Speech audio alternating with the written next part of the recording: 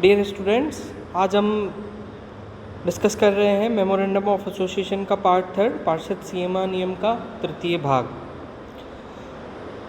इसमें हम डिस्कस करेंगे registered office clause. The registered office clause. Registered office क्यों इम्पोर्टेंट होता है? क्योंकि अपकमिंग टाइम में यानी कि फ्यूचर में जो भी करस्पॉन्डेंस होगा, जो भी नोटिस सर्व होंगे, किसी को मिलने जाना भी होगा, जहाँ पर कंपनी अपना काम करेगी, उस हिसाब से ये रजिस्टर्ड ऑफिस अपनी महत्ता रखता है। यदि आप अपने पेरेंट्स की या आपके खुद के बैंक अकाउंट की अगर चेकबुक या पासबुक देखेंगे तो उसमें बैंक का एड्रेस निश्चित रूप से आप पाएंगे। इसकी महत्ता इसलिए और बढ़ जाती है कि यदि किसी भी प्रकार की कोई नोटिस सर्व करना होता है या कोई ट्रिब्यूनल या फिर कोर्ट के आदेश चस्पा करने होंगे, यानी कि उनको सर्व करने होंगे या तामील कराने होंगे, तो वो जगह निश्चित होनी चाहिए जहाँ पर वो कार्य संपन्न किया जा सके। तो जो प्रमोटर्स होते हैं कंपनी के, वो जब तक कि रजिस्टर्ड ऑफिस का रजिस्ट्रेशन नहीं कराते हैं तब तक वो एक अलग स्थान पर अपना कार्य संपन्न करते हैं। इसके बारे में वो रजिस्ट्रार ऑफ द कंपनीज़ को वो बता देते हैं कि जब तक कि उनका रजिस्टर्ड ऑफिस तैयार हो तब तक वो वहाँ काम करेंगे। रजिस्टर्ड ऑफिस का जो वेरिफिकेशन है वो कंपनी के इनकॉर्पोरेशन के 30 दिन के भीतर कराना होता है। इसके लिए हमारे पास फॉर्म नंबर INC 22 अवेलेबल है और इसको भरकर प्रिस्क्राइब जो फीस है वो जमा कराकर इसकी अनुमति लेनी आवश्यक है। रजिस्टर्ड ऑफिस के साथ में यदि हमने कोई दूसरी सेवाएं ली हैं तो उन सेवाओं के जो रिसीट है या जो उनके लिए कॉन्ट्रैक्ट है, जैसे कि बिजली, पानी अथवा फायर सर्विसेज, जो भी अलग से सर्विसेज लिए जिनका हम लीज़ दे रहे हैं या रेंट दे रहे हैं, या उनको 1 साल के लिए हमने कॉन्ट्रैक्ट कर लिया है या 5 साल के लिए उनका कॉन्ट्रैक्ट कर लिया है, तो उस कॉन्ट्रैक्ट की, उस रिसीट की जो कॉपी है वो रजिस्टर्ड ऑफिस के डॉक्यूमेंट यानी कि INC फॉर्म जो 22 है उसके साथ में इनक्लोज करना है।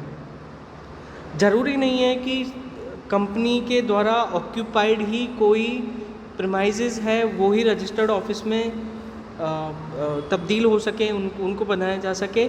ये ऑफिस रेंटेड अथवा लीज हो सकता है।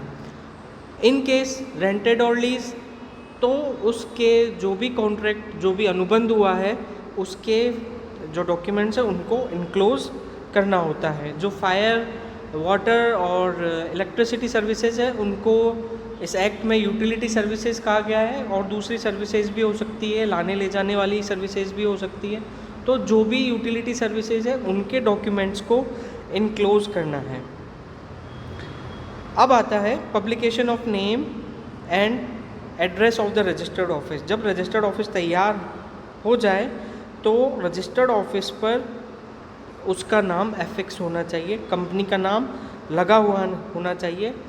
किस प्रकार से लगा होना चाहिए कि वो जनरल पब्लिक को ईजीली दिख जाए, उनको पता चले कि ये पर्टिकुलर कंपनी का रजिस्टर्ड ऑफिस है, ताकि उनको उस रजिस्टर्ड ऑफिस को ढूंढने में कोई दिक्कत ना हो, कोई भी नोटिस सर्व करने में दिक्कत ना हो, कोई भी डॉक्यूमेंट है वो पहुंचने में किसी प्रकार की कोई व्याधि ना आए। रजिस्टर्ड ऑफिस पर जो है वो किसी एक सील के साथ में उसका नाम जो है वो इनग्रेव्ड हो सकता है। और ख़ास बात ये है कि जो हमारे नेगोशिएबल इंस्ट्रूमेंट्स हैं, चेक, हुंडीज़, प्रॉमिसरी नोट्स एट्सेट्रा, उनके ऊपर भी उस पर्टिकुलर रजिस्टर्ड ऑफिस का नाम प्रिंटेड होना चाहिए।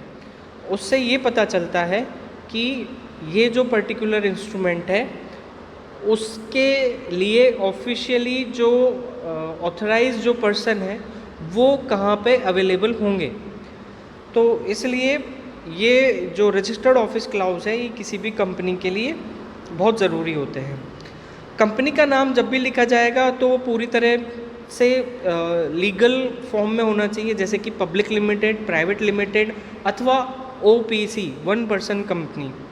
तो इस तरह से जो रजिस्टर्ड ऑफिस क्लाउज है वो इम्पोर्टेंट है। ये कंपनी का जो डोमिसाइल है, जो एक तरह से आप कह लीजिए इक्वल टू रेजिडेंस है कि कंपनी कहाँ पर स्थित है, वो बताता है।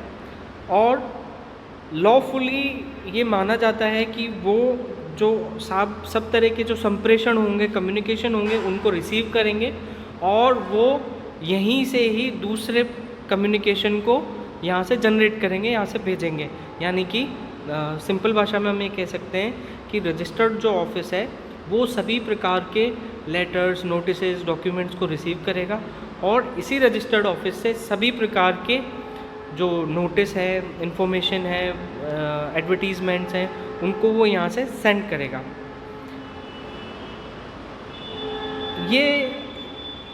ये भी बताता है कि जो रजिस्ट्रार है उसका ज्यूरिडिक्शन कितना है, उस पर्टिकुलर रजिस्टर्ड ऑफिस पर कौन सा पुलिस स्टेशन लागू है और कौन सा कोर्ट एप्लीकेबल है, और किसी भी जो भी वैधानिक रजिस्टर है, स्टैट्यूटरी जो रजिस्टर है, उनमें उस पर्टिकुलर कंपनी का पता क्या है। तो हमने ये जो रजिस्टर्ड ऑफिस क्लाउज डिस्कस किया, ये बहुत महत्वपूर्ण है क्योंकि मेमोरेंडम ऑफ एसोसिएशन किसी भी कंपनी का एक आधारभूत ढांचे का निर्माण करता है और उसका ये एक बहुत इम्पोर्टेंट भाग है। इसलिए रजिस्टर्ड ऑफिस कंपनीज़ एक्ट में कंपनी के लिए बहुत महत्ता रखता है। अब हम डिस्कस करेंगे द ऑब्जेक्ट क्लाउज। ऑब्जेक्ट मतलब उद्देश्य। कंपनी किन उद्देश्यों को लेकर बनाई गई है, किन उद्देश्यों को लेकर वो इनकॉर्पोरेट हुई है और किन उद्देश्यों को वो फॉलो कर रही है, ये बहुत इम्पोर्टेंट होता है। उद्देश्य क्लियर है, सभी को पता है, तो बहुत कोई अधिक समस्या नहीं है। लेकिन यदि कोई कंपनी छिपे हुए उद्देश्यों को लेकर बनाई गई है, यानी कि हिडन ऑब्जेक्टिव्स को लेकर बनाई गई है, तो ये हो सकता है कि राष्ट्र हित में ना हो, जो इकोनॉमी है उसके हित में ना हो। तो कंपनी के जो उद्देश्य हैं वो पूर्णतः वैधानिक होने चाहिए। जो कंपनी है वो सोसाइटी को सर्व करने के लिए बनाई गई है, ना कि सोसाइटी के रिसोर्सेज का हास करने के लिए, उनको डेप्रिशिएट करने के लिए नहीं बनाई गई है।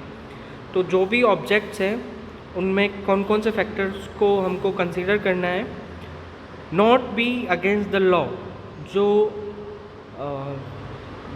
विधान हमारे राष्ट्र पर लागू है उन विधानों के वो अगेंस्ट नहीं होना चाहिए, उनके विपरीत नहीं होने चाहिए। कंपनी लॉ के जो प्रोविजंस, रूल्स, रेगुलेशन और गाइडलाइंस हैं उनके अगेंस्ट नहीं होनी चाहिए। बिल्कुल स्पेसिफिक, बिल्कुल क्लियर और अनएम्बिगस होना चाहिए। मतलब कि कोई उद्देश्य ऐसा ना हो जिसके बहुत सारे मतलब निकलें। बिल्कुल क्लियरली इंडिकेटेड ऑब्जेक्टिव्स होने चाहिए, उद्देश्य बिल्कुल साफ होने चाहिए। कंप्लीट एंड कॉम्प्रिहेंसिव, जो उद्देश्य हैं वो पूरे होने चाहिए और विस्तृत होने चाहिए। उनके जो भी मीनिंग है वो मीनिंग, यानी कि उनका जो वर्णन है वो वर्णन गलत नहीं निकले, इस बात का पूरी तरह से ध्यान रखना चाहिए। कंपनी के जो ऑब्जेक्टिव्स हैं वो इसलिए भी इम्पोर्टेंट है कि वो कंपनी के जो ऑपरेशंस हैं उनका स्कोप बताएंगे, कंपनी किस प्रकार से कार्य करेगी ये बताएंगे, कंपनी किन लोगों के साथ में अपना व्यवहार रखेगी, जो आउटसाइड पर्सन्स हैं वो कौन होंगे वो बताएगी। वो ये जो उद्देश्य है अपने जो शेयर होल्डर्स हैं, अंशधारी जो हैं, उनको प्रोटेक्ट करेगी। और जो प्लानिंग है, कंपनी अपनी जो प्लानिंग कर रही है वो किन उद्देश्यों को लेकर कर रही है, ये बहुत इम्पोर्टेंट है। यदि उस उद्देश्य साफ है, राष्ट्र हित में है, समाज हित में है और लोगों को सर्व करने के लिए है, तो जो प्लानिंग है वो उसी प्रकार से की जाएगी। हो सकता है कि उसमें वेलफेयर का कुछ पार्ट हो।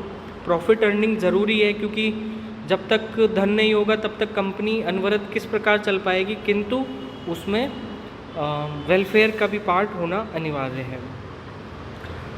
जो ऑब्जेक्टिव्स हैं वो बोर्ड ऑफ डायरेक्टर्स, जो बोर्ड है उसके ऊपर कंट्रोल प्रोवाइड करते हैं कि यदि बोर्ड ऑफ डायरेक्टर्स के कुछ हिडन ऑब्जेक्टिव्स हैं और वो कंपनी के उद्देश्यों के आड़े आते हैं, तो उस केस में कंपनी के जो उद्देश्य हैं वो सर्वोपरि माने जाएंगे। Constructive notice to outsiders, outsiders को जो कंस्ट्रक्टिव नोटिस सर्व किए जाते हैं, आपको बाद में डिटेल में बताया जाएगा कि कंस्ट्रक्टिव नोटिस क्या होते हैं। वैसे तो आपने बिज़नेस लॉ में पढ़ रखा होगा, अदरवाइज इस बात को बाद में और डिटेल में डिस्कस किया जाएगा कि कंस्ट्रक्टिव नोटिस क्या होते हैं। लेकिन आउटसाइडर्स को किस प्रकार से और किन किन इश्यूज़ पर कंस्ट्रक्टिव नोटिस जारी किया जा सकता है वो ये बताएंगे। और जो पब्लिक इंटरेस्ट है, जो सबसे बड़ी बात आती है वेलफेयर की, पब्लिक इंटरेस्ट की, क्योंकि कंपनीज एक्ट 2013 में CSR का प्रोविज़न है, कॉर्पोरेट सोशल रिस्पॉन्सिबिलिटी का प्रोविज़न है, और बहुत इसकी महत्ता भी है, क्योंकि जो सोसाइटी है उसमें से रिसोर्सेज को हम सिर्फ यूटिलाइज ही नहीं करेंगे बल्कि उनको हम प्रॉस्परस भी बनाएंगे। तो यहाँ पर जो कंपनी के जो ऑब्जेक्ट्स हैं उनको बहुत ध्यान से बनाना है और उनको फॉलो भी बहुत ध्यान से करना है। नेक्स्ट पार्ट में हम डिस्कस करेंगे नॉमिनेशन क्लाउज और liability clause and capital clause. Thank you.